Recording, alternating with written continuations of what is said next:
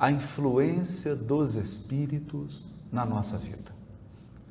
Desde os primórdios da civilização, uma coisa sempre chamou a atenção dos seres humanos: a morte.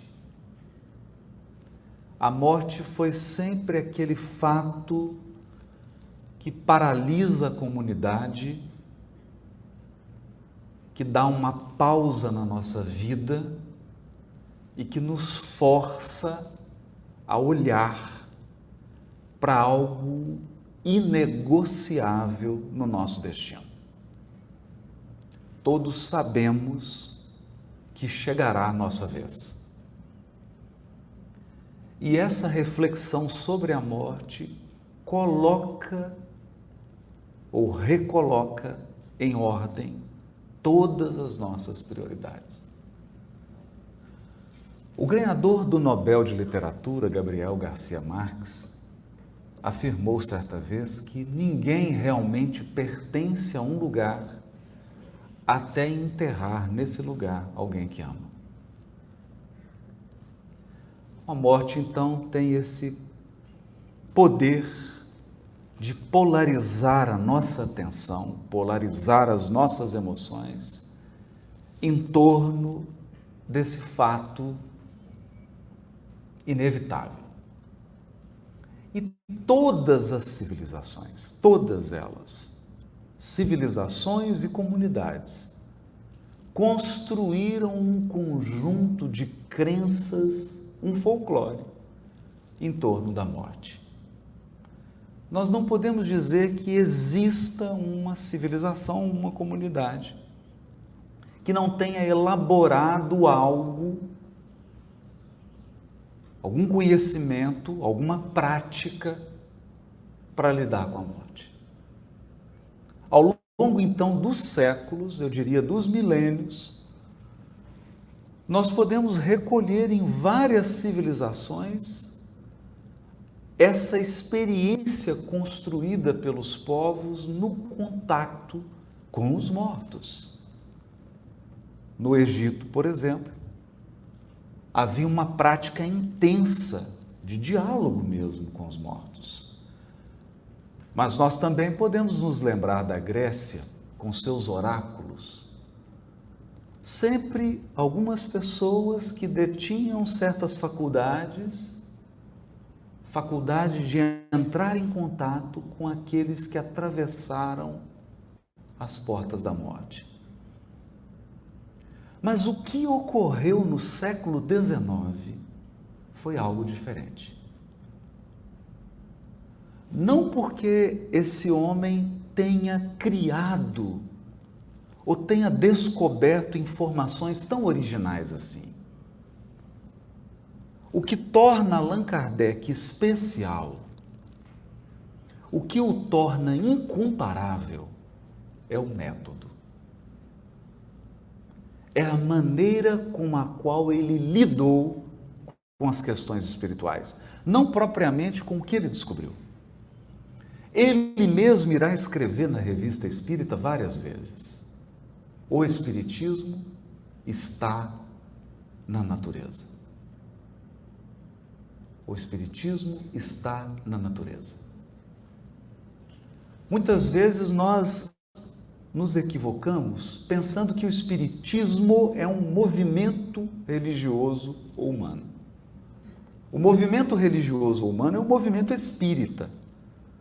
O Espiritismo é um conjunto de princípios, leis e conhecimentos a respeito do mundo espiritual, dos espíritos e da relação de ambos com o mundo material. Esse conjunto de princípios e de leis não é um privilégio do movimento espírita. Não é um privilégio de espíritas. É por esta razão que Hollywood já produziu grandes filmes retratando a vida espiritual com um grau de precisão, com um grau de sensibilidade capaz de impressionar a todos nós. Quem não se lembra do filme Os Outros? Quem não se lembra do filme O Sexto Sentido? É tão surpreendente a precisão com que o mundo espiritual é retratado nesses filmes. Ou, aqui eu vou denunciar a minha idade, Ghost. Falo isso assim para os meus filhos, Ghost, que filme? Não sabe nem que filme é. Então, se você entendeu que filme é esse, bom, a gente já não está tão novinho assim, né? Mas o filme Ghost provocou uma verdadeira comoção no mundo. Porque ele retratava de maneira muito sensível, mas ao mesmo tempo muito precisa, a realidade do mundo espiritual. E as relações dos espíritos desencarnados com os espíritos encarnados. É por isso que Kardec afirma, e ele afirma diversas vezes, Kardec afirma dezenas de vezes, que o Espiritismo está na natureza. E que muitos povos acessaram essas leis, acessaram esses conhecimentos. Ele chega a escrever, por exemplo, na Revista Espírita de 1857, naquela época havia sido publicado um estudo muito impressionante sobre a cultura dos druidas. E aquilo naturalmente chamou a atenção de Allan Kardec, porque ele havia recebido uma informação do mundo espiritual que em uma encarnação anterior ele fora um sacerdote druida. E ele então compra o livro, lê o livro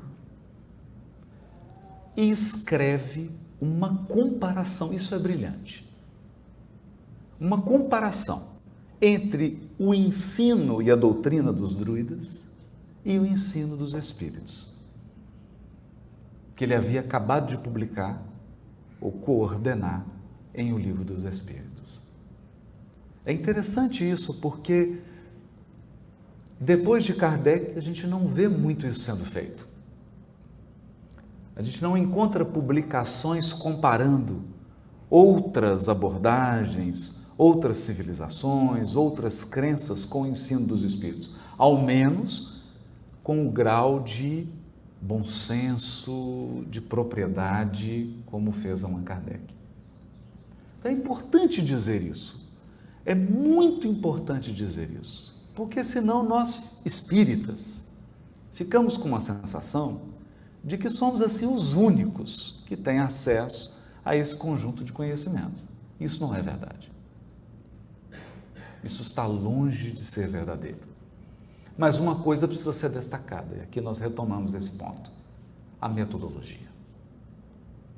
O método. O que distinguiu Kardec foi o método. Pela primeira vez, alguém investiga o mundo espiritual sem se deixar ser aprisionado, sem ser aprisionado por dois problemas: pelo misticismo e pela linguagem prolixa. Misticismo e linguagem prolixa. Misticismo no sentido não positivo. Não estou falando da tradição mística dos povos. Estou falando do misticismo como a fé cega, a fé irrefletida, aquela fé que aceita qualquer coisa,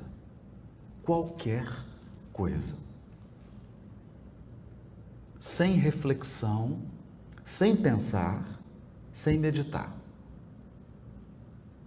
Allan Kardec não faz isso. Ele está sempre experimentando, perguntando, indagando, investigando, para que ele não seja traído pela imaginação fértil.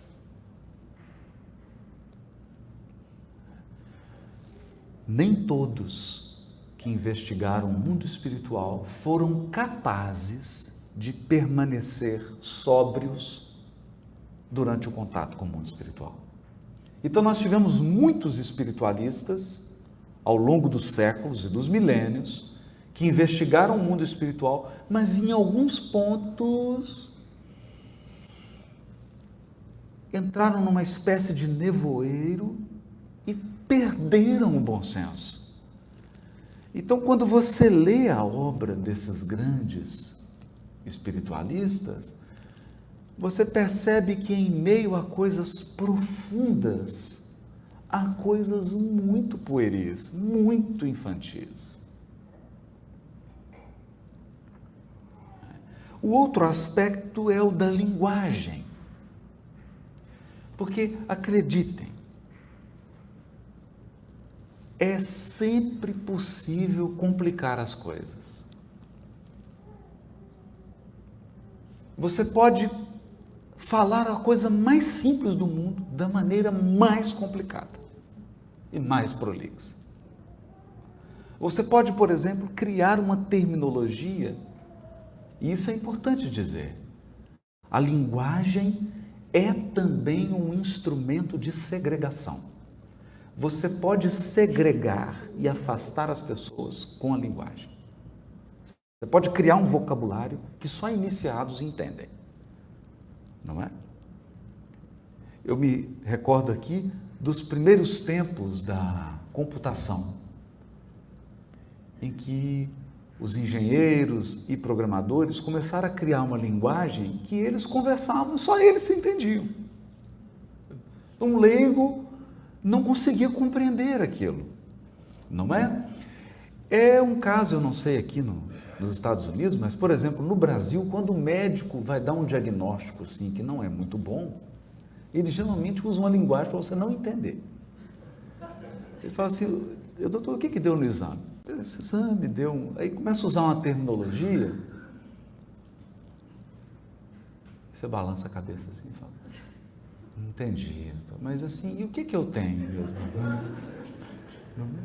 E o que eu tenho? É grave.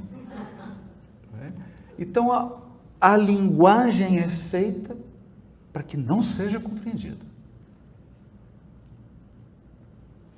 Esse é um outro problema que Kardec elimina na codificação.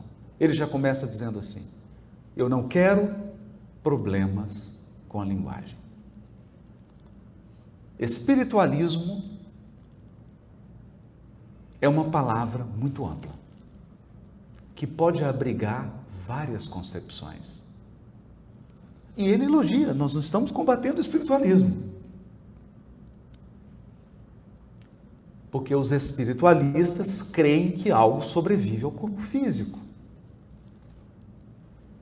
Mas o que vai nesse livro, o que vocês vão ler nesse livro, que era o Livro dos Espíritos, é algo mais específico. E por isso eu vou criar um nome novo, uma palavra nova. A palavra espiritismo. E o adjetivo espírita.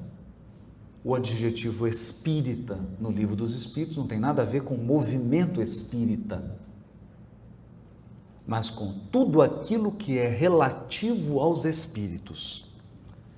É tanto que você pode ver no Livro dos Espíritos, o mundo espírita. Porque o mundo espírita, é engraçado isso, porque uma vez eu mostrei para um colega, ele falou assim, o mundo espírita aparecendo na revista Caras, é o que? É alguma coisa assim os eventos espíritas, os acontecimentos, quem são as pessoas mais importantes? Não, o mundo espírita. Não, falei para ele, o mundo espírita é o mundo dos espíritos. Dos espíritos é espírita, na terminologia de Kardec. Olha que interessante. Relativo aos espíritos. Não é? A vida espírita, ou seja, a vida dos espíritos no mundo espiritual. Ele cria uma terminologia, ele já começa na introdução tratando uma palavra que é difícil, a palavra alma. A palavra alma tem 4.569 significados, ou mais. Tem gente que usa a alma para tudo, não é? Agora, por exemplo, os chefes, né? Eu gosto muito do Masterchef, né? Principalmente aqui dos Estados Unidos. Né? Então, você não pegou a alma da coisa, né? Então você tem a alma até da culinária. A alma é uma palavra. E ali, Kardec falou assim, olha, eu sei que tem vários sentidos, mas a palavra alma aqui no Livro dos Espíritos nós vamos usar num único sentido. Olha que interessante isso. Alma, nesse livro, significa o Espírito encarnado.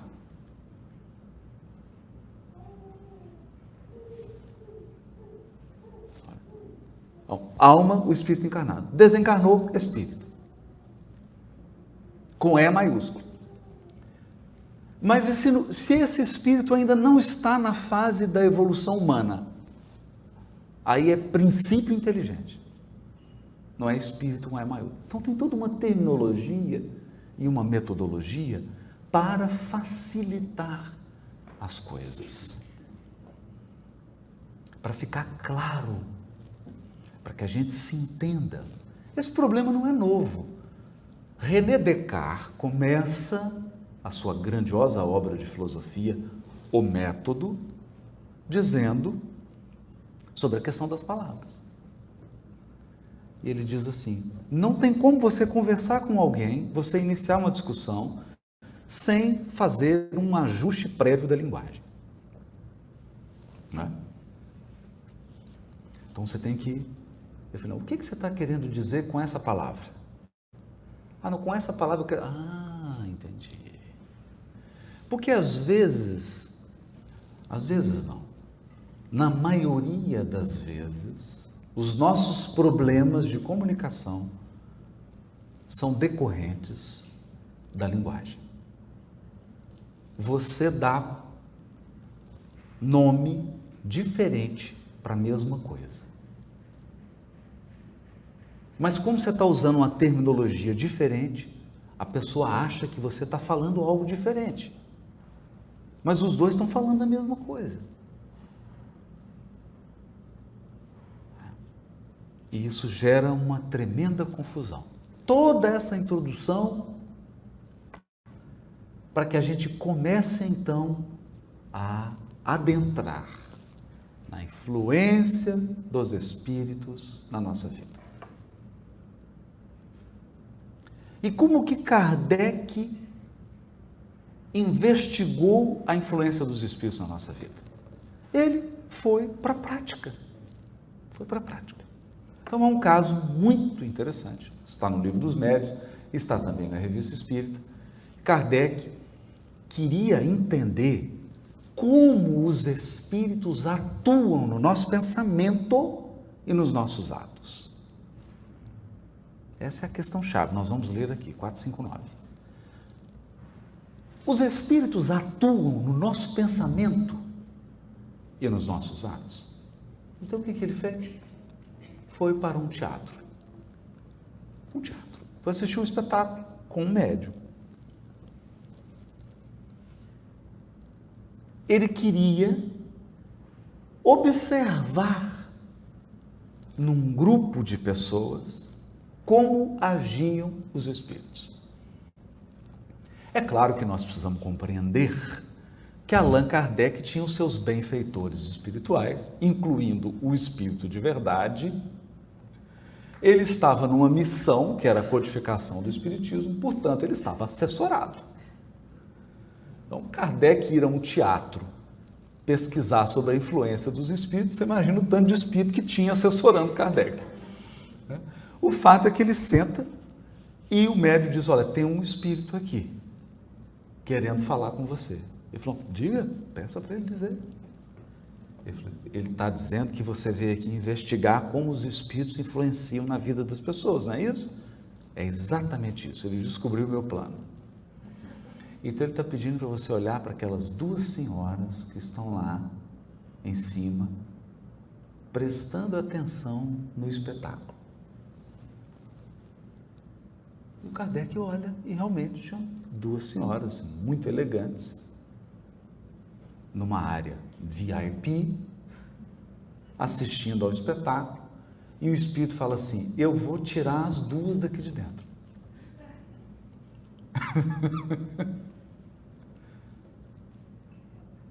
Eu vou lá agora, eu vou falar uma coisa com ela e elas vão se retirar. Pode ficar tranquilo que elas voltam. Vou tirá-las daqui de dentro só para te mostrar. E ficou interessante, né? Kardec, um observador, falou, agora ficou interessante isso. Porque elas estavam prestando atenção, inclusive, com aqueles binóculozinhos, né? Todo modernos, assim. Moderno não, século XIX. Olhando. E ele falou, mas não tira. Tira ou não tira?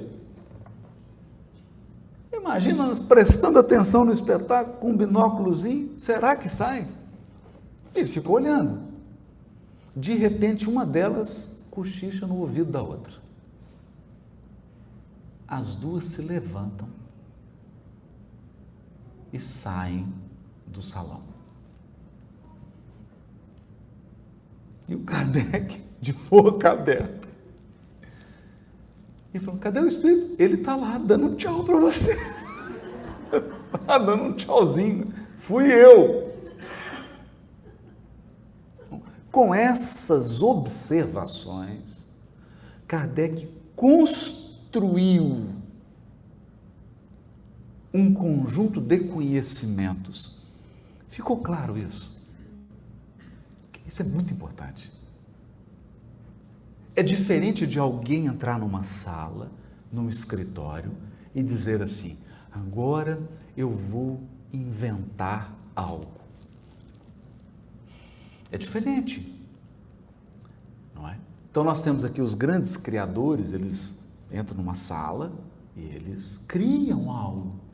Acabou de desencarnar o Stan Lee, o criador de centenas de personagens dos nossos sonhos, né? De histórias incríveis que agora estão imortalizadas nos cinemas. Ele criou, claro, com inspiração, a gente sabe que muita gente deve ter participado do lado de lá, inspirando ele, mas ele criou, ele entrou, ele criou. Aqui em Kardec nós temos alguém que está observando e reunindo informações. Isso é importante na metodologia de Kardec. Ele observou. De modo que tudo que nós vamos falar aqui agora sobre a influência dos espíritos na nossa vida é fruto das observações de Kardec. Observações que qualquer um de nós pode fazer. Desde que tenha um médium, ou seja, um médium, e desde que siga essa metodologia extraordinária criada pelo codificador. E ele foi tão generoso que ele escreveu um livro só sobre a metodologia. Esse livro se chama O Livro dos Médiuns. Você abre a primeira folha, está lá. O método. Ele explicou qual foi o método de observação. Para que essas observações pudessem ser repetidas, reproduzidas em qualquer lugar do mundo. Na China, no Japão, na Coreia, na Índia, na Arábia, na América Latina, na Europa, em qualquer lugar do mundo. Que esse também é um ponto interessante.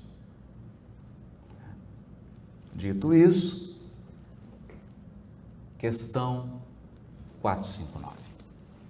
Vamos nela. Eu vou lê-la. Influem os espíritos em nossos pensamentos e em nossos atos?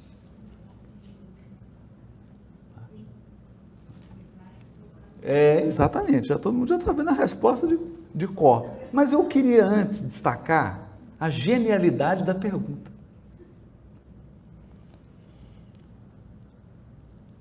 Porque a pergunta é muito importante. A pergunta é o receptáculo. A pergunta é a vasilha. Então, você pode chegar diante do oceano com uma xícara. E aí você recolhe do oceano uma xícara. E eu posso chegar no oceano com um balde, um galão enorme. A pergunta em si é extraordinária. Porque ele não diz assim, os espíritos influem na nossa vida? Não. Não é isso. Ele diz assim, influem os espíritos em nossos pensamentos e em nossos atos. Pensamentos e atos. Então, aqui é como se ele separasse dois elementos do ser humano: o que nós pensamos e como nós agimos. Aqui em Atos tem atitudes, palavras e as ações propriamente ditas. Não é? E a resposta é genial. Olha aqui. Muito mais do que imaginais.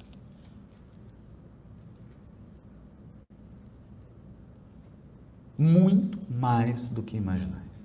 Influi muito, muito, muito. A influência é extraordinária. Aí eles dizem assim, influem a tal ponto que de ordinário, ou seja, often, frequentemente, são eles que vos conduzem, que vos dirigem. Dirigir no sentido de conduzir, guiar. São eles que vos guiam.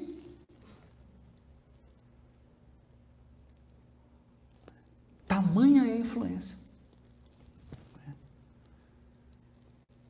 Mas, vejam, não há nada de mágico na resposta. Não há nada de mágico na resposta.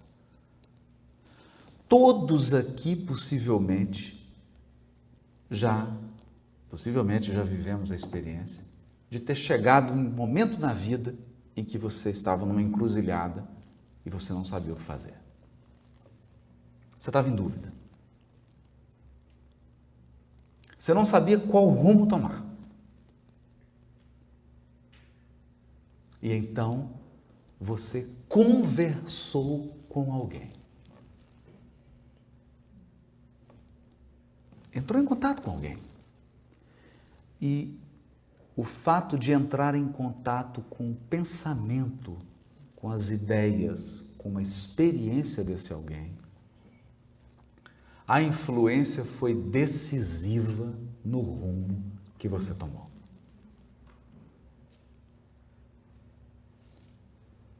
Não estou entrando no mérito se foi bom ou se foi ruim, mas foi decisivo. Por quê? Porque nós, seres humanos, agimos, nos movimentamos de acordo com o nosso horizonte. Todos temos um horizonte de percepção. E a maneira como você compreende determinada pessoa, a maneira como você enxerga determinada pessoa, a maneira como você enxerga determinada situação, vai influenciar decisivamente em como você lida com isso. Não é? É como você lida. Determina seu comportamento, a visão que você tem de algo. Então, por exemplo, se eu encaro determinada situação como uma ameaça, eu terei todo o comportamento de alguém que está reagindo a uma ameaça. Por outro lado, se eu encaro essa pessoa ou essa situação como algo normal, corriqueiro, a minha reação será normal, corriqueira.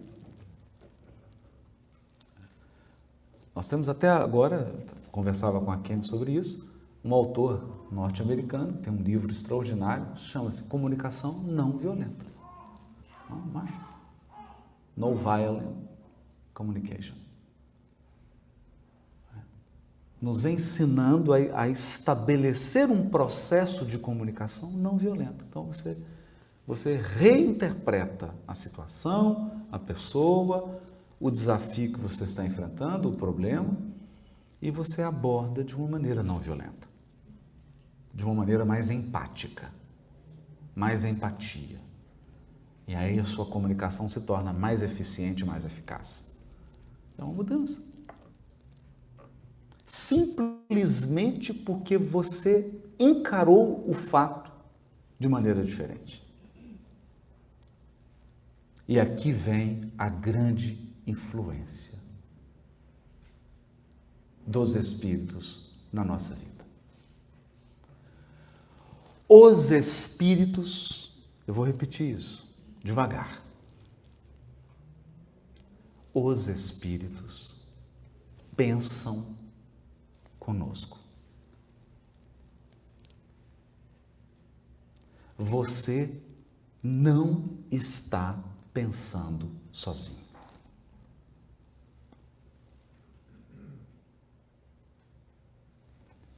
Nunca. Nunca. Nós sempre pensamos a resultante de um conjunto de pensamentos. Nós vamos ver isso com mais detalhe. Portanto, as suas crenças, as suas ideias, a sua abordagem é determinada pelas suas relações espirituais. E aqui eu me refiro a espíritos encarnados e desencarnados. Então, essa é a nossa primeira abordagem. É claro que nós vamos falar sobre isso aqui a níveis de sintonia. Esse aqui é outro elemento, daqui a pouco. Então, se você parar agora e começar a observar todos os pensamentos que vêm na sua mente, nesse momento, 20% são seus.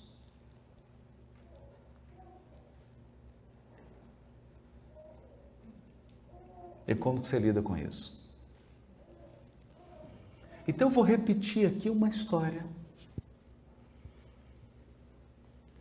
que está no livro de uma mística agora no sentido positivo, uma grande espiritualista da tradição católica, Teresa de Ávila, ou Santa Teresa de Ávila, que escreveu uma obra chamada O Castelo Interior. Eu até falei disso na palestra sobre conhecer a si mesmo, que nós fizemos lá em Boston. A Teresa de Ávila compara, já naquela época, em século XVII, ela compara a alma humana, o psiquismo humano, não usava a palavra psiquismo, né? A palavra alma, o interior do ser humano, a um castelo.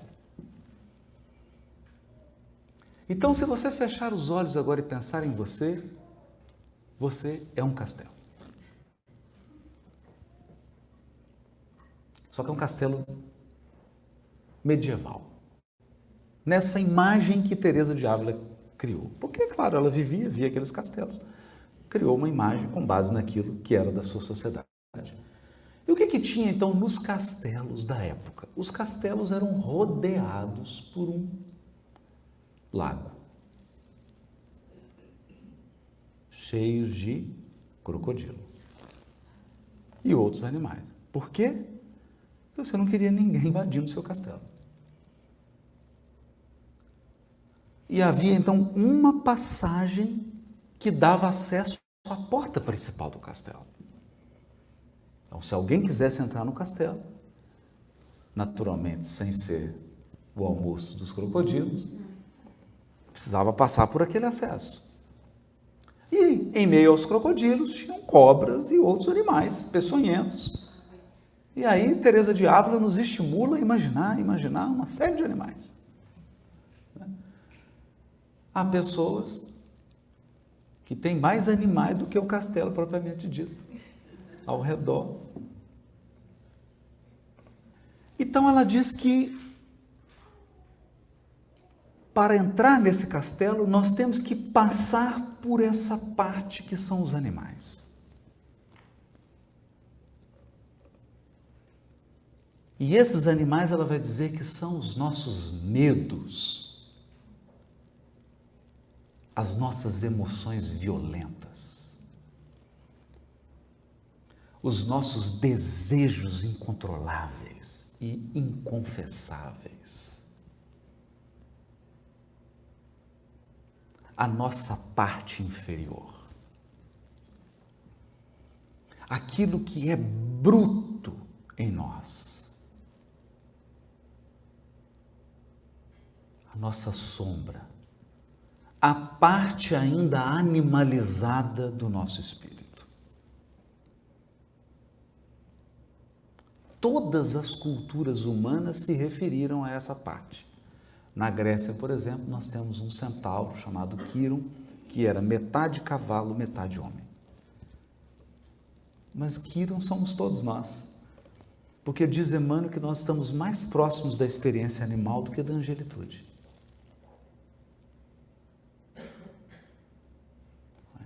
Então nós temos uma parte bruta. É como se tivéssemos um Fred Flintstone e família morando dentro de nós, com seus dinossauros e com seu mundo primitivo. Mas tão logo você consiga ultrapassar isso, e são poucas pessoas que conseguem, porque a maioria de nós está aqui no trânsito de Los Angeles, horário de rush, nessa vida agitada, WhatsApp, Instagram, não é? Notícias da política, da economia. Então, a maioria das pessoas vivem entre os seus crocodilos, as suas serpentes, os seus animais.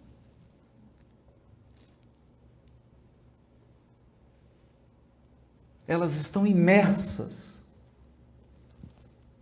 E é um agito total. São muitos desejos, muitas paixões, muitas emoções violentas, muitos medos, muitas inseguranças, mas sobretudo medo. Medo de ser abandonado, medo de não ser amado, medo de não ser apreciado, medo de não ser bom o suficiente, medo de falhar, medo de não ser aplaudido, medo de não ser reconhecido, medo de ser abandonado, medo de morrer. A maioria das criaturas humanas, diz Teresa de Ávila, vive nessa parte do castelo. E nunca vão sair daí. Porque não querem. Simplesmente porque não querem. E você dirá assim, mas como é que uma pessoa pode viver uma encarnação inteira só com seus medos? Isso me lembra aquela história de uma pessoa que passou com um carro, parou num posto Chevron. Estou mudando o exemplo aqui. Saiu do carro, foi abastecer, tinha um cachorro uivando de dor. E enquanto ele abastecia, o cachorro uivava, e ele falou, meu Deus, que coisa insuportável. E foi dando uma angústia.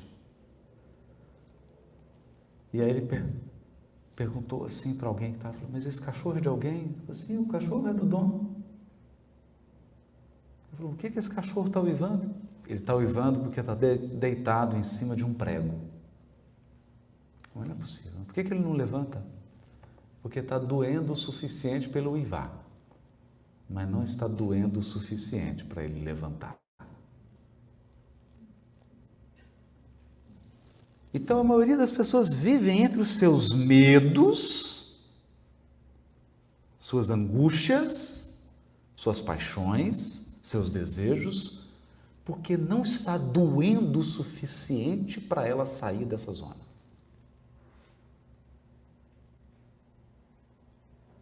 Está ruim, mas não o suficiente. No entanto, dirá Teresa de Ávila, alguns têm a coragem de ir para o interior do castelo. E eles então passam dessa região dos medos, das paixões, dos vícios, da ansiedade, do total descontrole. Isso não significa que eles não têm mais medo. Isso não significa que eles não têm mais desejo. Não significa que eles não têm vício. Significa que agora eles sabem que têm isso e agora eles têm controle sobre isso.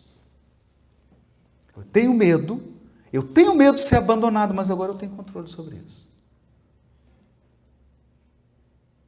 Eu administro esse medo. Eu tenho medo de não ser reconhecido. Medo de não ser valorizado, mas agora eu controlo isso.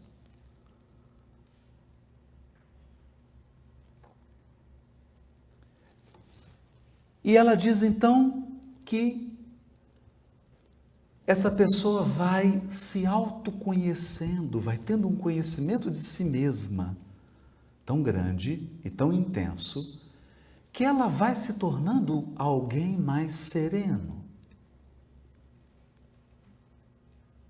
mais calmo, tem um maior controle de si mesmo. E ela começa a se encaminhar para a região central do castelo, que é a sala do trono. Olha que interessante isso é século XVII. No centro desse castelo há um trono que é onde Deus habita em nós. Ou se você preferir uma linguagem mais psicológica, moderna, é o seu eu profundo, a sua individualidade verdadeira, o seu verdadeiro eu.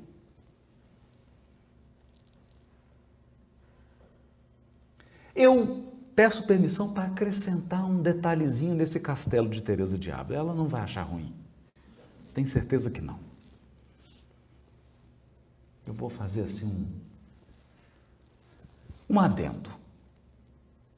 Depois que você passa pelas cobras, crocodilos, pelos medos por esses animais, eu diria que você começa a encontrar pessoas nessas várias salas concêntricas do castelo.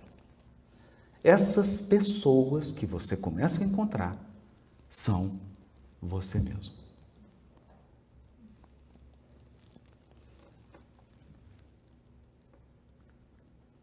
É porque cada encarnação que você teve um nome e um sobrenome. Um nome, um sobrenome, um pai, uma mãe, uma família e um conjunto de amores, de afetos e, não podia faltar, desafetos, inimigos ou pessoas que você considerava antipáticas, porque elas não concordavam que você era a melhor pessoa do mundo.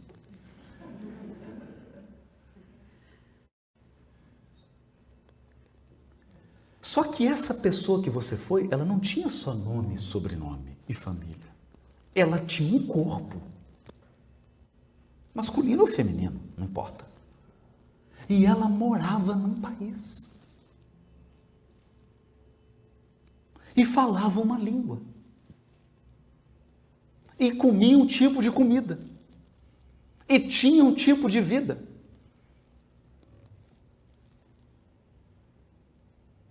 Então você encarnou 1, 2, 3, 4, 5, 200, 300, 400, 500, 600. Vou parar por aqui. Aliás, eu vou parar em 200. Só para simplificar.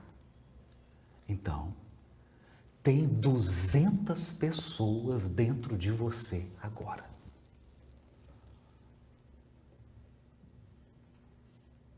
E agora? Quem é você?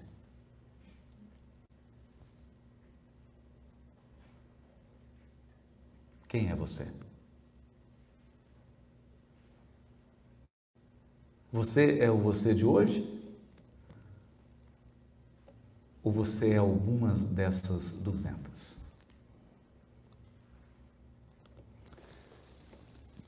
Tá dando para entender ou tá muito complicado? Eu vou complicar um pouquinho mais. Pode? Dessas 200, e eu estou simplificando, hein? Porque senão você vai sair daqui achando assim, eu tive só 200 encarnações. Né? Que nada. Mas eu não quero complicar muito. 200 já vai te dar todo o trabalho que você puder imaginar. Essas 200 pessoas que você foi, já viveu em diversos lugares, em várias regiões da Terra, ou até fora dela, você não gosta de todas elas de igual modo. Tem os seus preferidinhos.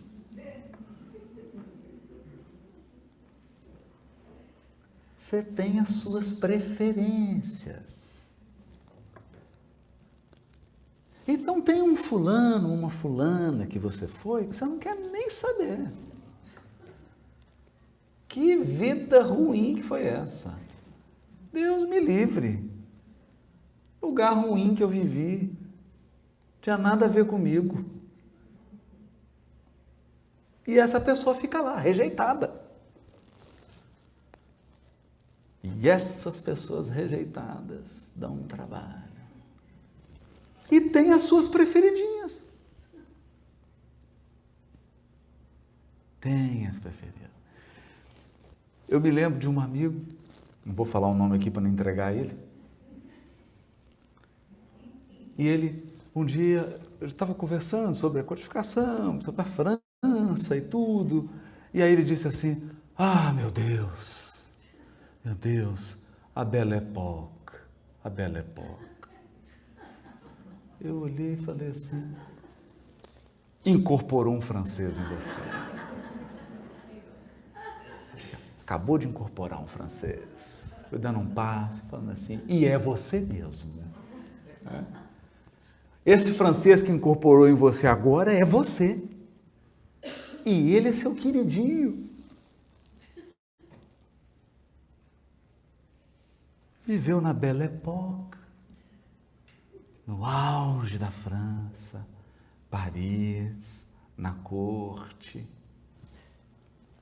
carruagens, glamour. E essa é uma encarnação preferida. Então ele vê a bandeira da França, até arrepia. Ouve aquela musiquinha, não é? Não pode ver uma patisserie, não é? Não é? Tem um amigo meu, que eu não vou falar o nome dele, mas ele vai saber que é ele, que agora ele está com um canal no YouTube também. Tá bom, vou falar o nome dele, só para provocar ele. Que aí ele me dá o troco, ele dá o troco. Dr. Alberto Almeida, um lorde inglês. Um lorde. Você vê que ele tem a estatura de um lorde, né? Ele tem aquele jeito do lorde, né? Você fala para ele chá das 5, o olhinho dele até brilha. Vou parar de provocar ele, senão ele dá o troco. Ele grava lá e manda para cá. É um lorde.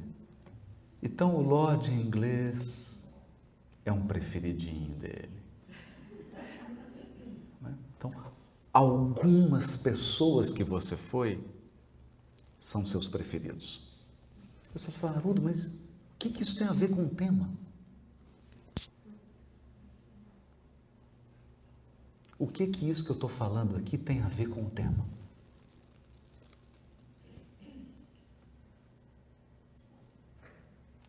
Você acha que os espíritos influenciam na sua vida como? Colocando na sua cabeça um pensamento que você não gosta de ter?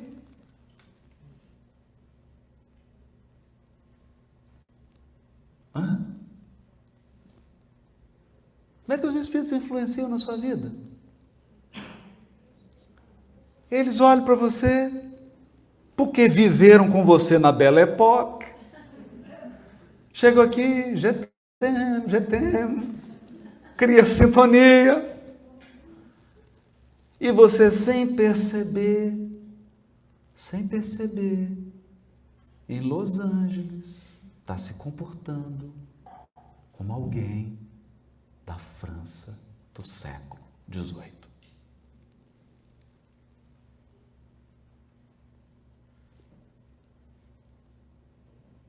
E começa a voltar as mesmas crenças, os mesmos hábitos, os mesmos desejos, os mesmos equívocos. Por quê? Porque os espíritos só fizeram uma coisa: sopraram a brasa que está acesa dentro de você.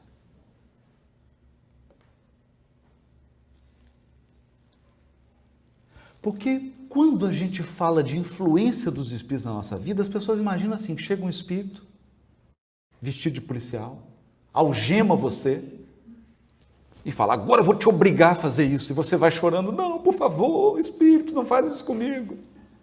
Não. Emmanuel tem uma frase que é dura, mas profunda.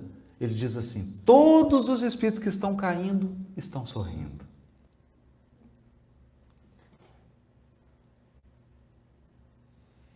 Toda vez que você estiver estragando a sua encarnação, você está sorrindo. E toda vez que você estiver redimindo e purificando, você está chorando. Em sentido figurado, claro. É uma metáfora. Porque é o esforço.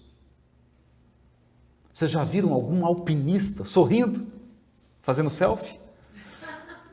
Né? Está lá quase chegando no auge da montanha e... Não, o sujeito não está aguentando mais. De tanto esforço, porque subir cansa.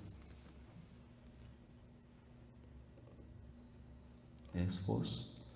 Mas diz Emmanuel, é preferível chorar sob os grilhões da resistência do que sorrir sob os narcóticos da queda. Olha, quem está caindo está embriagado.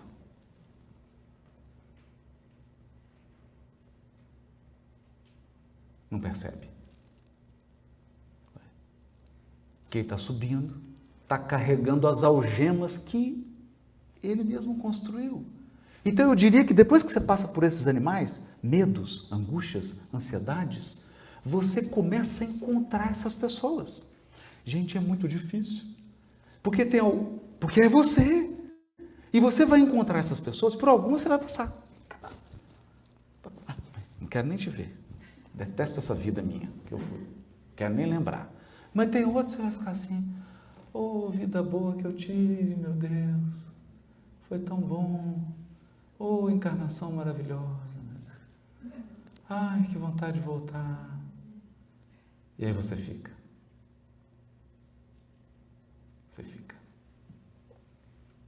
Psiquicamente você fica conectado com essas personalidades que moram dentro de você. e você não consegue avançar. Não consegue. Você para. É desafiador.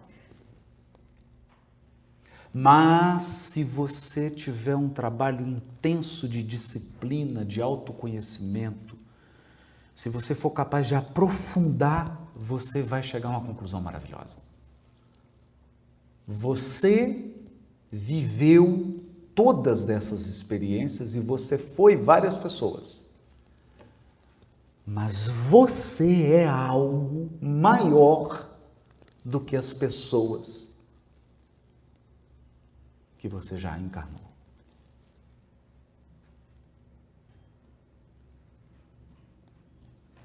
O seu eu verdadeiro é maior que isso tudo.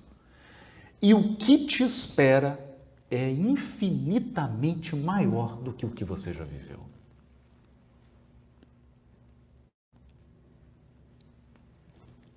Muito maior. E aí você passa. Quando você ultrapassa essas personalidades, por que eu digo isso, gente? Eu vou dizer. Vocês querem com emoção ou sem emoção? Com a montanha-russa, com emoção. O movimento espírita acontece isso. A pessoa chega na casa espírita, começa a se envolver com o movimento espírita, e aí ele se encanta por aquela encarnação em que ele foi bispo ou freira. Madre superiora. E aí daqui a pouco ele começa a se comportar no movimento espírita como se fosse um bispo. Ou uma madre superiora. E a pessoa não percebe. Não percebe. O que tem de pirata do Caribe por aí, meu Deus. Não é? A pessoa não se dá conta. Mas se você tem disciplina, se você realmente se dispõe a fazer a ascensão espiritual em profundidade, você entra então num setor que antecede a sala do trono.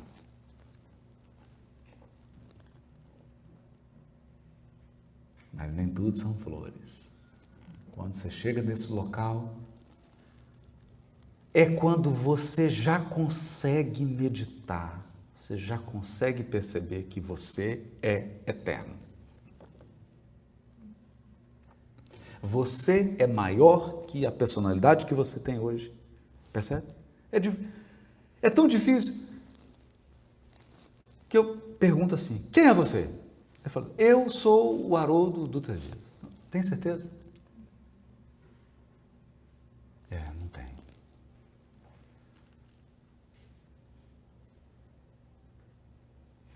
Você é brasileiro? Eu acho que eu sou grego. Não é legal isso? Então o Emmanuel diz assim, isso é um áudio, está no YouTube, depois você digita aí, Chico Xavier, Emmanuel, franceses no Brasil.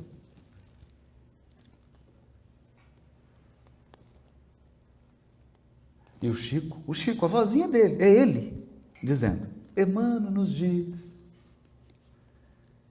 que milhares de espíritos da Revolução Francesa foram trazidos para o Brasil. E embora na certidão de nascimento deles estejam brasileiros, psicologicamente eles são franceses.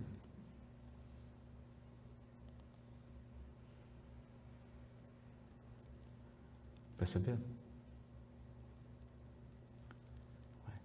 Mas quando você ultrapassa isso, quando você começa a descobrir que você não é a língua que você fala,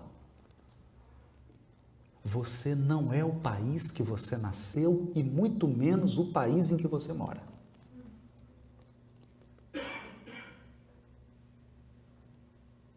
Você não é o corpo masculino ou feminino que você tem. Não é. Você começa a entrar em contato com a sua verdadeira individualidade, a sua individualidade imortal. Nessa hora, você começa a experimentar uma paz, uma confiança e uma harmonia. Nessa hora, quando você começa a concentrar, surge a louca da casa, a maluca do castelo.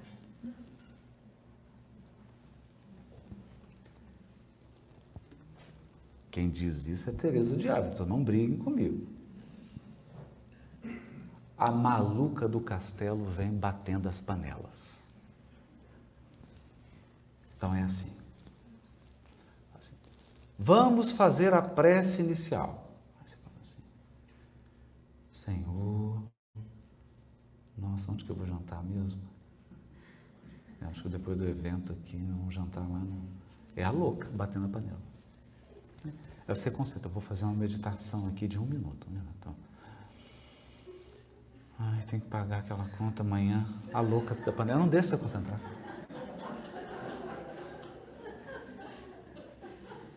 Você não consegue. E ela fica com a panela assim, ó, só esperando você concentrar. E aqui, enquanto você está conversando, olhando WhatsApp, Facebook, ela está ótima. Ela está com as panelas tudo guardadas, te acompanhando, sorrindo e tal. A hora que você fala, vou fazer uma prece, vou concentrar, ela começa, parece o Olodum.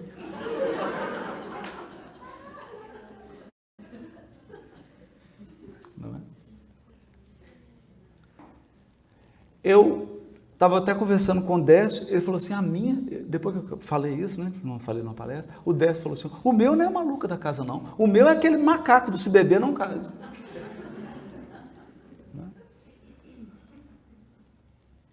É uma loucura. É uma loucura. É aqui que está a mais profunda influência que os espíritos têm na sua vida e na minha vida. Por quê? Porque, bom, a não ser que tenha algum iniciado, vai que tem um Dalai Lama aqui na plateia, né? Mas falando por mim, a gente não consegue entrar num estado de concentração que você tenha um pensamento só. Não consegue. Experimenta. 10 segundos. 10 segundos. Vou pensar naquela saída. Exit. Exit. Olha, tem água. Tem água. Já acabou. Acabou. Então você está concentrando aqui na porta e o Espírito fala, tem água. Opa, água. O que eu estava pensando mesmo? Não é?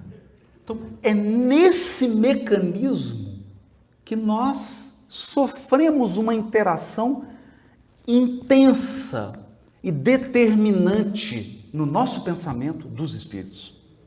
Mas não é porque o espírito vem assim, porque, gente, fica parecendo também o arqueiro do Avenger, pelo amor de Deus. Fica parecendo que o espírito fica assim com a flecha e fala assim, agora eu vou. Não! Eles são assim também. Ele não vem aqui falando assim, agora eu vou influenciar ela. Pensa isso. Não. O espírito que te influencia, ele é igual a você. Aí junta duas loucas. A louca da panela dele com a louca da panela sua. É uma barulheira que não tem cabimento. É uma barulheira. Incrível, porque uma multidão, é você pensando desordenadamente e os espíritos que estão do seu lado, os obsessores, pensando desordenadamente. A coisa mais difícil no mundo é saber quem está obsidiando quem. Esse é o maior desafio. Porque você também obsidia seu obsessor. Um dia eu conversei com um obsessor meu. Ele estava bravo, sabe? Muito nervoso.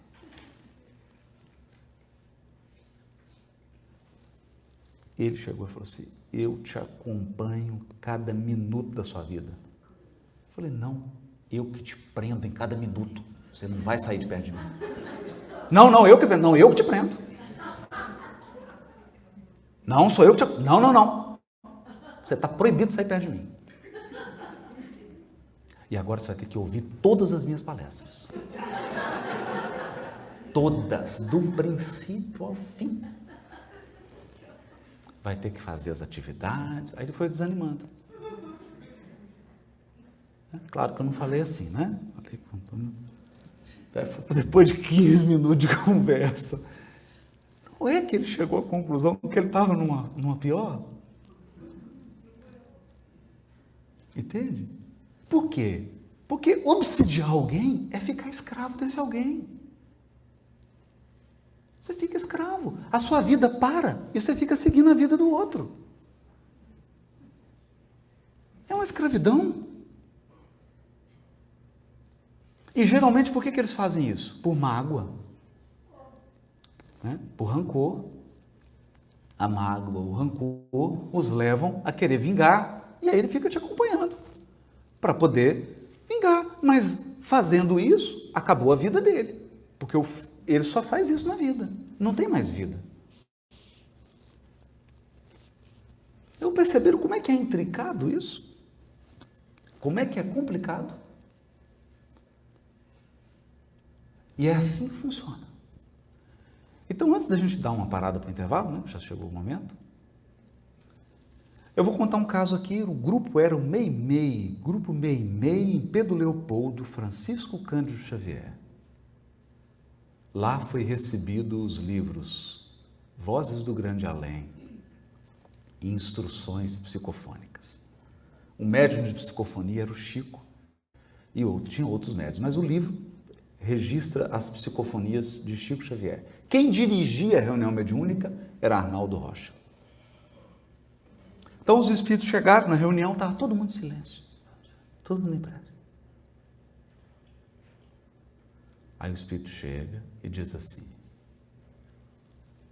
meus amigos e amigas, está um barulho ensurdecedor nessa sala.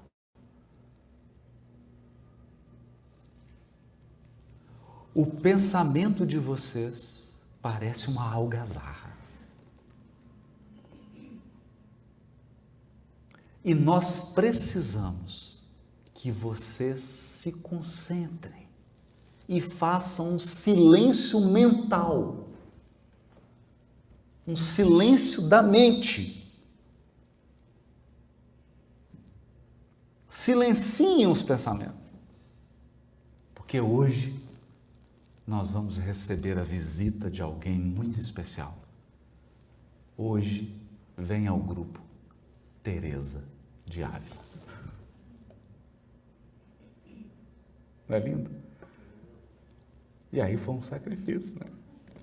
Para calar o pensamento, porque tiveram que amordaçar a louca da panela, né? Violência doméstica com a louca da panela, não é? Porque ela não deixa.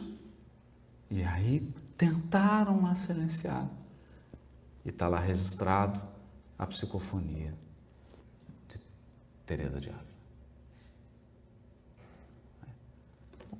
Na segunda parte a gente retoma e dá prosseguimento aqui a esses aspectos da influência. No início do século XX, alguns anos depois, né, 1905, Einstein desenvolve a teoria da relatividade especial. Em 1927, a gente tem a conferência que define a física quântica. Então, nós não tínhamos conhecimentos suficientes, a nossa física ainda era a física de Newton. Então, a gente percebe o esforço que os espíritos fazem para tentar transmitir algumas ideias para nós. A nossa concepção de matéria, a nossa concepção de eletricidade, de magnetismo, era muito limitada. Hoje, na era da internet, na era das redes sociais, em que nós estamos aqui em Los Angeles e 2.000 pessoas estão nesse momento online participando conosco, vendo essa imagem. Imaginem como se tivessem 2.000 pessoas aqui. Hoje nós podemos dizer mais abertamente as coisas e compreender melhor aquilo que os Espíritos deixaram na codificação. E, a meu ver, uma dessas páginas extraordinárias da literatura espírita, a respeito da influência dos Espíritos na nossa vida, é o capítulo 8 do livro Pensamento e Vida, que se chama Associação. Associação. Então, hoje, pensa aí no seu Instagram, ou melhor, pensa no seu WhatsApp. Eu vou ler essa página, porque na época não tinha nada disso, hein? Quando o Chico psicografou isso aqui. Olha o que o Emmanuel vai dizer. Se o homem pudesse contemplar com os próprios olhos as correntes de pensamento, olha isso, se nós pudéssemos enxergar as correntes de pensamento, reconheceria de pronto que todos vivemos em regime de comunhão. Todos vivemos em regime de comunhão, segundo os princípios da afinidade. A associação mora em todas as coisas, preside a todos os acontecimentos e comanda a existência de todos os seres. Então, o que nós temos condições de compreender hoje? Que o Espírito possui a sua mente, essa mente emite, irradia uma modificação do fluido cósmico, uma energia cósmica, que nós chamamos de energia mental ou corrente mental. Isso está na obra de André Luiz. E isso se desloca como um celular. Você, com seu WhatsApp aqui, consegue, nesse momento, fazer uma ligação de áudio para alguém que está no Japão. Por quê? Porque as ondas eletromagnéticas se desprendem daqui e chegam lá, na velocidade da luz. 300.000 quilômetros por segundo. O pensamento, muito mais rápido do que isso, muito mais poderoso. Então, o que acontece? Se nós tivéssemos a visão dos Espíritos, nós veríamos nesse momento, da aura de cada um de nós aqui, desprendendo-se fios sutis que nos ligam a outros seres, encarnados e desencarnados. Então, essa ideia de que tem que estar um espírito aqui do seu lado, falando alguma coisa no seu ouvido, gente, está ultrapassada essa ideia.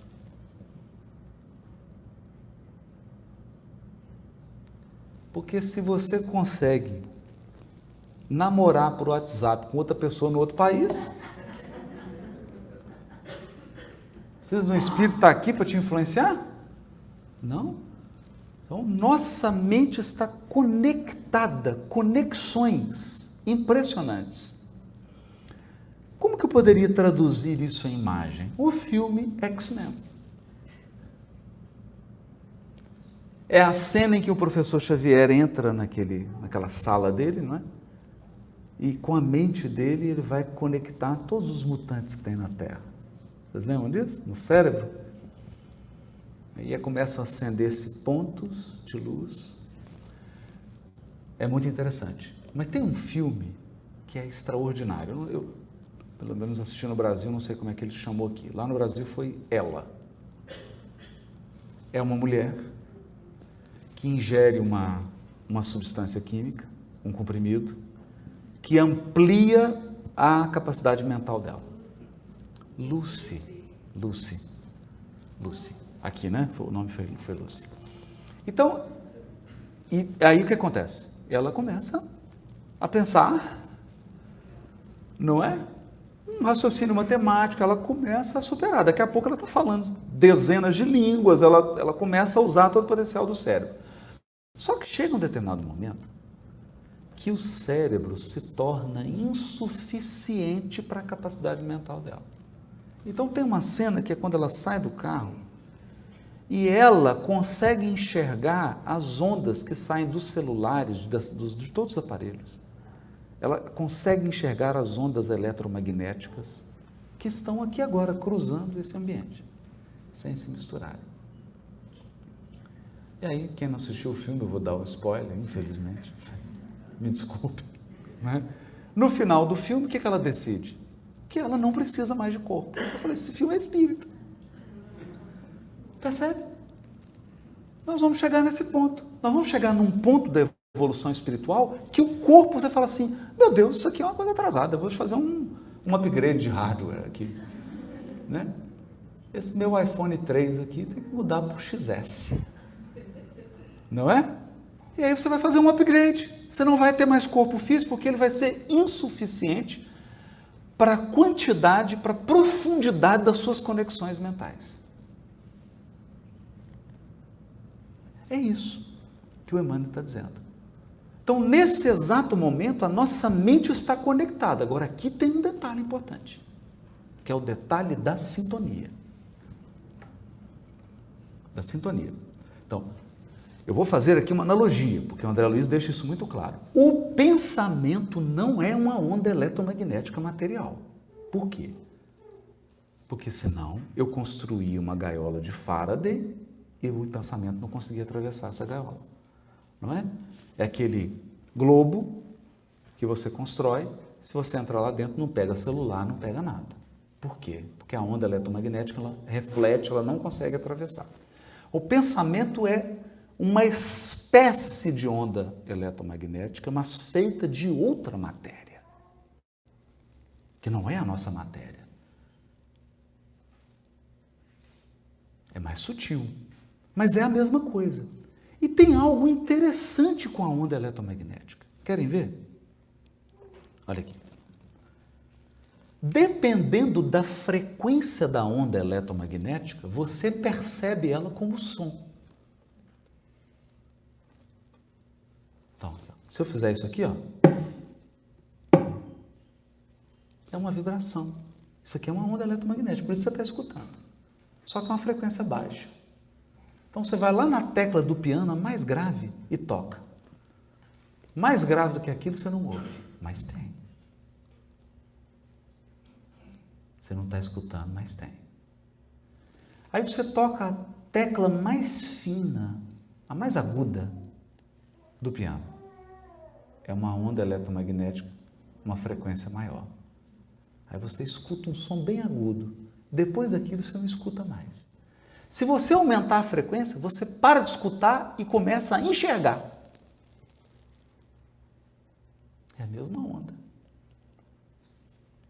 É a mesma onda eletromagnética. Uma frequência mais baixa, ela é som, uma frequência um pouquinho mais elevada, ela é luz, cor. Em frequências mais altas, ela se transforma em outra coisa. Raios X, raios gama, radiações cósmicas. É a mesma onda. O pensamento também. E aqui tem uma coisa curiosa.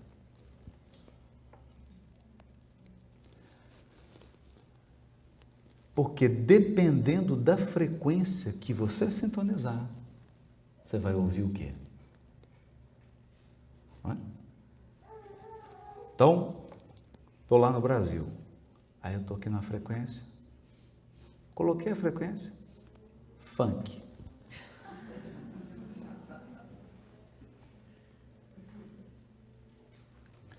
Mudei a frequência. Bossa nova. Mudei a frequência. Bruno Mars.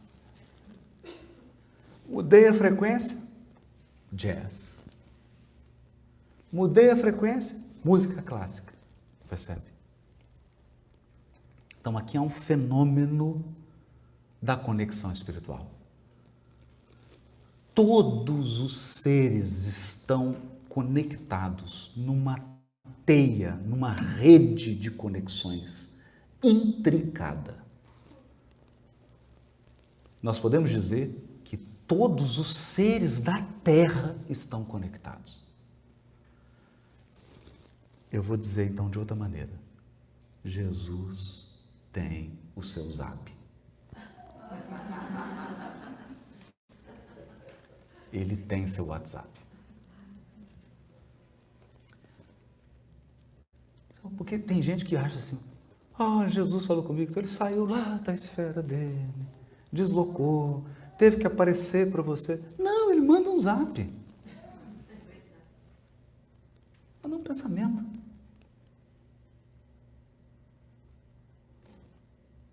E essa é a mais poderosa influência dos Espíritos sobre nós.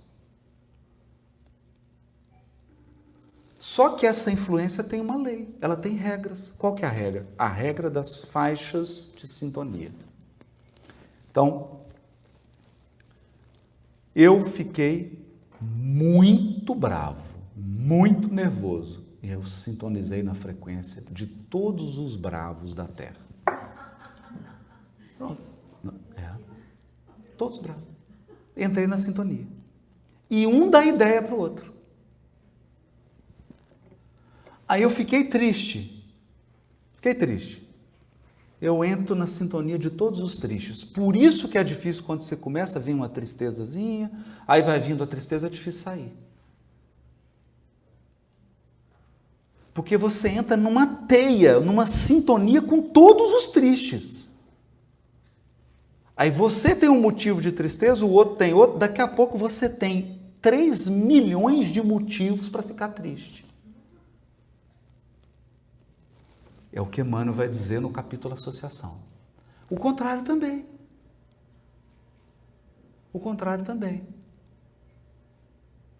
Então, se você sintoniza numa ação do bem, num pensamento positivo, em algo positivo, você também agrega força e essa sintonia te leva a alguma coisa. Isso é tão poderoso, depois vocês digitem aí. Estados Unidos, ponte que caiu com o vento. Esse é um fenômeno da física, de onda eletromagnética. Toda substância, por exemplo, esse microfone aqui, ele está vibrando, ele não está parado. Essa sensação de que ele está parado é ilusória. Porque está tudo vibrando aqui e ele está vibrando numa frequência. Se um outro corpo vibrar na mesma frequência desse microfone, você vai ver esse microfone fazer assim, ó. Foi o que aconteceu com a ponte. Eu me esqueci agora a cidade, mas havia uma ponte bonitinha, começou a dar uma ventania. A ventania era uma ventania forte, mas nem chega perto dos furacões que tem aqui. Era coisa pouca. Só que teve um problema. O danado do vento começou a assoviar na mesma frequência da ponte. Aí você vê a ponte fazendo isso aqui, ó. A ponte parece um papel. Ela simplesmente cai. É por isso que, já viram o pessoal quando está fazendo marcha, os soldados marchando? Não pode marchar em cima de ponte. Porque é um risco muito grande. Está todo mundo marchando, aquela frequência, você entra na frequência, derruba a ponte. Então, o que significa isso? Você acumula energia, acumula poder quando sintoniza com determinada frequência. Para o bem e para o mal. Para o bem e para o mal. É por isso que as criaturas perversas são muito poderosas. É por isso que as criaturas bondosas são mais poderosas ainda. Né? Porque tem mais pensamentos bons no universo do que ruins.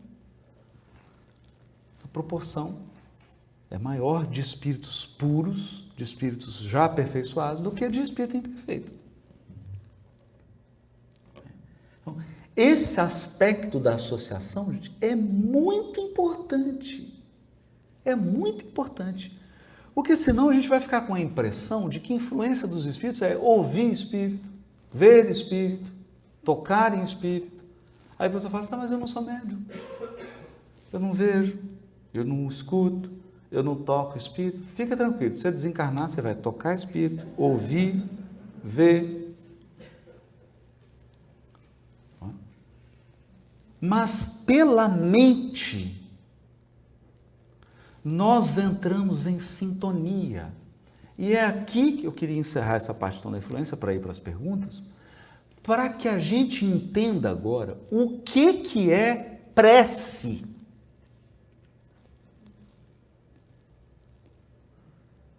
Prece é, você passou pelos crocodilos,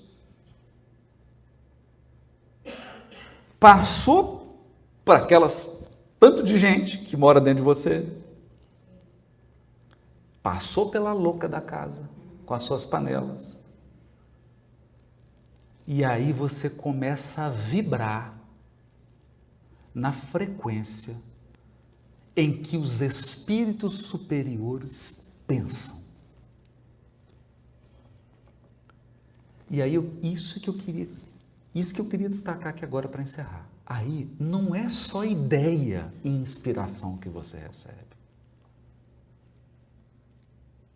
E se fosse só ideia e inspiração, já seria bom demais.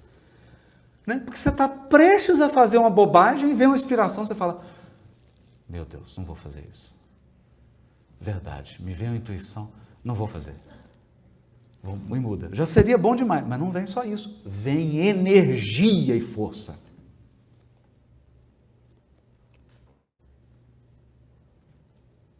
Junto com essa sintonia, vem um poder. O Chico dizia assim, as pessoas que têm o hábito da oração na Terra estão munidas de um poder ainda desconhecido.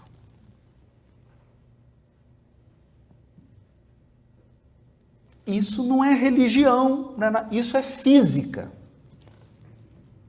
É física, é matemática. E esse é o aspecto mais interessante que nós temos que explorar. O hábito, mas para isso, o que tem que acontecer? Você tem que fazer essa ginástica. Eu falo que é assim, não é nem a musculação, não. É mais do que a musculação. Porque você tem que ter um condicionamento de silenciar a sua mente. Não é fácil. Isso exige treino. Treino. E para treinar, você precisa adquirir o hábito. Ora, todo dia, você não toma café da manhã? Todo dia você não escova o dente, espero. I hope. Não toma banho? Então são hábitos. Então nós precisamos criar o hábito de silenciar a mente. Por quê? Porque se você adquire um treinamento nisso, você vai ser capaz de controlar a sintonia da sua mente. Quando você silencia, você fala, agora eu vou escolher que pensamento eu vou sintonizar. Não é fácil. Não é fácil. Isso é maratona. Ninguém sai assim e fala, vou correr 42 quilômetros. Não é assim que funciona.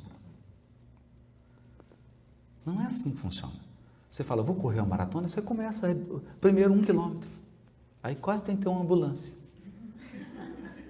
911. Aí você vai de condicionamento 2 quilômetros, 3. Daqui a pouco você está correndo 42. Nem muito pouco não, mas né? Daí um tempo, se você for disciplinado, mas você corre 8 quilômetros, corre 10, corre 11, corre 5.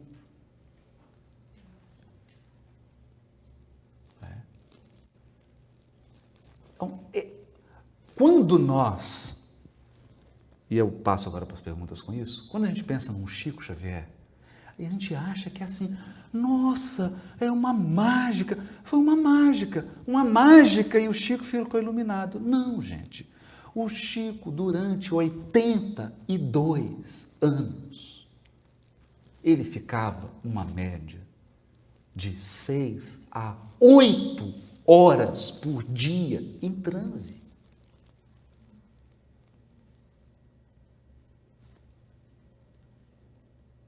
Você já imaginou o que é? 8 horas por dia durante 82 anos, você concentrado com a mente, com a louca quieta? A panela dela enferruja. Ela já não tem nem força de tocar mais a panela. As pessoas diziam isso. O Chico começava 2 horas da tarde concentrado, dava 2 horas da manhã, a pessoa já tinha saído, já tinha ido ao banheiro, já tinha tomado café, já tinha conversado, já tinha ouvido o Roberto Carlos, que ficava tocando aquelas músicas, né, para distrair as pessoas, e ele concentrado. 12, 14 horas em transe.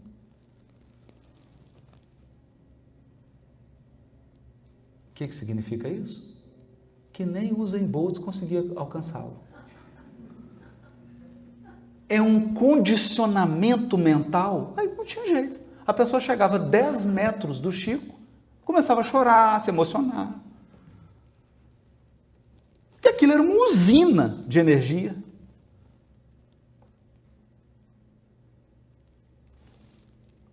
Prática. Malcolm Gladwell. Outliers. Você só se torna realmente bom numa coisa depois de 10.000 horas. Quer ficar bom nisso? 10.000 horas a louca da casa em silêncio.